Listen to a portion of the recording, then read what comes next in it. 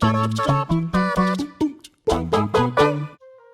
of the genius behind Star Wars is that it works across a wide variety of mediums, and as opposed to other licenses that have found themselves victim to more than the odd botched adaptation, for the most part, it's developed quite a solid reputation when it comes to gaming. Much of that comes down to LucasArts, the famed but now sadly defunct studio/publisher that brought to life dozens of Star Wars titles to PC and consoles over a period spanning over 25 years. They nailed the galaxy time and time again, and while they're sadly no longer with us, Star Wars games are finally, at long last, getting good again, with Battlefront 2 mounting a solid comeback, and Jedi Fallen Order turning in the best single-player Star Wars title in well over a decade. Granted, it was the only single-player Star Wars title to release this decade, but still, go Respawn, woo!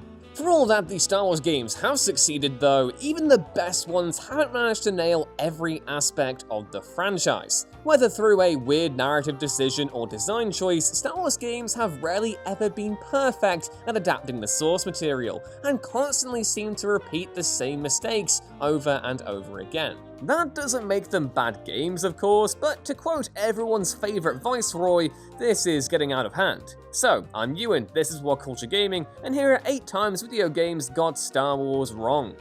Number 8. Neglecting the lightsaber and making Starkiller way too powerful, The Force Unleashed. The Force Unleashed is good. It was one of the first games I ever followed through its development, and it made me a huge fan of William Hayden Blackman, who, fun fact, went on to write comics for DC. The game puts you in the shoes of one Galen Marek, a secret apprentice to Darth Vader who went by the codename Starkiller.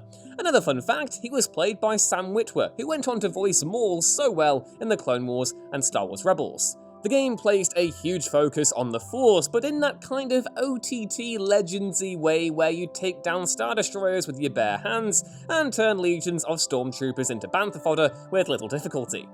That's fine for a video game, I guess, but part of being a Jedi or Sith is to wield the coolest weapon known to the galaxy, the lightsaber. It is there in The Force Unleashed, but it's kind of an afterthought, which took away from the experience overall. Number 7. Turning lightsabers into dull instruments, Various. Lightsabers are literally the coolest weapons in sci-fi history, and they're also super lethal. Take a lightsaber to a limb and it's liable to fall off. In the realm of video games, however, lightsabers are more like labors because they're so tedious to use, on account of the fact they don't cut things anymore. As far as I can remember, the only Star Wars game I feel genuinely got the lightsaber right was Jedi Outcast. Fallen Order is a close second, but the lack of dismemberment makes the whole affair feel ever so slightly less weighty and visceral. There are by far worse examples though. In nearly every Star Wars game of the last 15 years, taking a lightsaber to an enemy has felt like you're simply bonking them on the head with an oversized glow stick. Bonk! Take that, Stormtrooper! Bonk! Feel my blade, Inquisitor! Bonk! Taste defeat, Battlefront bugs! Now, I totally get why this is a thing. Rating systems have gotten way more strict over the last decade, and insta-kills would kind of ruin the challenge, but there has to be a middle ground, somewhere in between Fallen Order's faux dismemberment and the ultra-powerful weapon seen in the Jedi Knight series. Number 6. Putting Star Wars in the wrong genre, Masters of Tarrasque. Look, right, there are some things that make sense as a Star Wars game and some things that just don't. First-person shooter? Good. Weird motion-controlled dance game? Bad. Okay, maybe not that bad as Solo is a legitimate bot, but still. Third-person action-adventure? Good. 3D fighting game? Bad. Masters of Tarrasque might have been good for a reference in Solo a Star Wars story, but the game just didn't make any sense at all. There's so much that you can do with the Star Wars license, and awkwardly retrofitting it to capitalize on the fighting game craze of the 90s is definitely not one of them. Number 5. Crossing the Eras, Battlefront 2 2017. Okay, so Star Wars Battlefront 2 is legitimately great. It had an awful launch, and there might still be too much for people to look past to see what DICE have done with the game since, but seriously, play Battlefront 2 now and you'll be playing one of the most genuine and fun Star Wars games ever released. Even now though, with the game having been tossed aside by EA to focus on Battlefield 6, Yeah, that's the whole thing. It still isn't perfect, and there's one major design choice that I really feel was the wrong decision to make: the lack of an error log. What do I mean by an error log? Well, basically I mean ensuring everything is where it should be. That means characters shouldn't be appearing in errors where they don't belong in, and blasters are restricted to the error in which they appeared. Sadly, Battlefront 2 just didn't do that, and instead allowed players to play as Darth Vader in the Clone Wars or Obi-Wan in the sequel trilogy.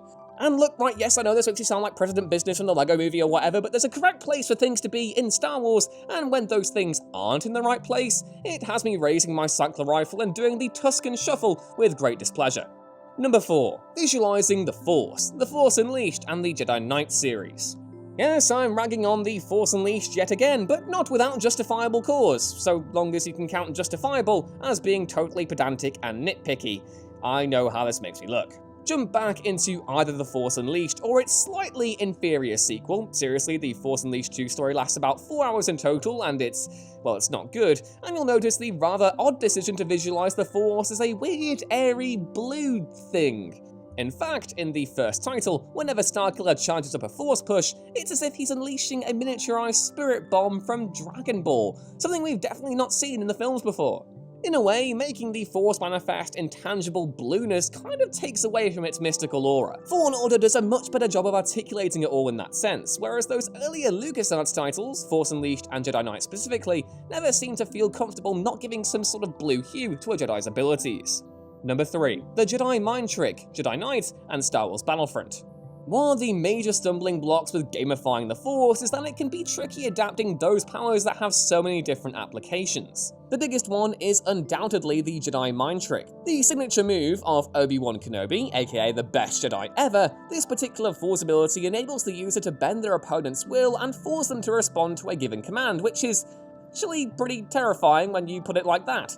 Video games have adapted this ability in a variety of different ways, but it's rarely ever lined up with how it's depicted in the films, TV shows, and related Star Wars media. In fact, most of the time, mind-tricking an opponent in a Star Wars game will simply have them either switch sides and attack their allies, or, in Battlefront's case, have them lose access to their abilities or invert their controls. It's better than nothing, but it seems like an ability that should be more context-sensitive than how it's previously been depicted. Number 2. Nailing the nuances of Starfighter Combat, Battlefront.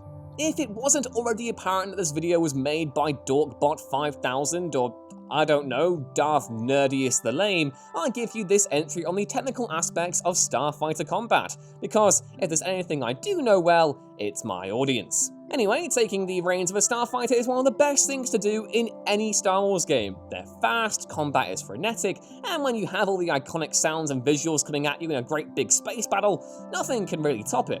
That being said, if we are going to be especially pedantic about what games get wrong and right about Star Wars, well, let's just say that studios are still a ways off from providing the definitive Starfighter experience. So far, the newer Star Wars Battlefront games have adapted this element of the franchise most authentically. TIE fighters lack shields like they do in the films, and every craft has its own strengths and limitations, but things could be better. For one, no Star Wars game has actually attempted to show off the transition between atmospheric and non-atmospheric flight.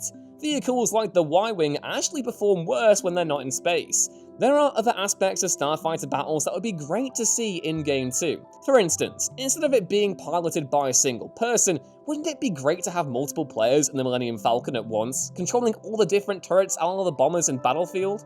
It would also be great to see more involvement on the cruiser side of things, and how capital ships engage with one another, plus making it easier for players to maybe coordinate formations to get the drop on their opponents. None of these are necessary features, of course, and Starfighter Assault is one of the best Star Wars gaming modes I've ever experienced as a fan, but it's just the case that more could be done to make it as authentic as possible. And number 1, ignoring the wider galaxy, various. When it comes to video games, by far the most immersive tend to focus on detail. Perhaps the best example of video game immersion is Red Dead Redemption 2, with Rockstar pulling out all the stops to create a world that felt lived in and genuine. Part of the joy of that particular Red Dead is the emphasis on non-essential features, what some players would contemptuously refer to as busy work.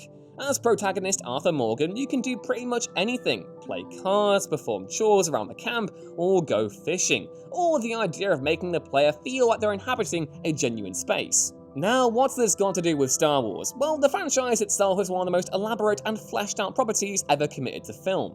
Its foundations are thick and sturdy, and the mythology itself is nigh enough bottomless. However, players only ever engage with one or two aspects of that world, and it mostly comes down to warfare and the Jedi Order, with little room for distractions.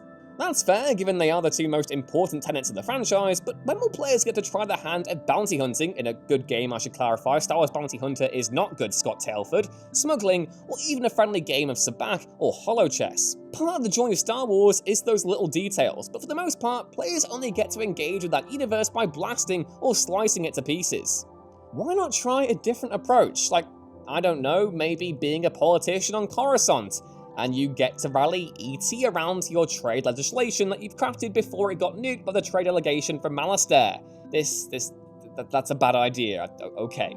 Well, anyway, that was our list. Let us know of the times you think video games got Star Wars wrong down in the comments below. And please don't forget to like, share, and subscribe if you haven't done so already, and to take the nearest land speeder down to whatculture.com/gaming for more news, lists, and articles like this every day. I've been Ewan, catch me making really bad PMV tributes of Qui-Gon and Obi-Wan on Twitter @EwanRuinsThings, and I'll see you next time.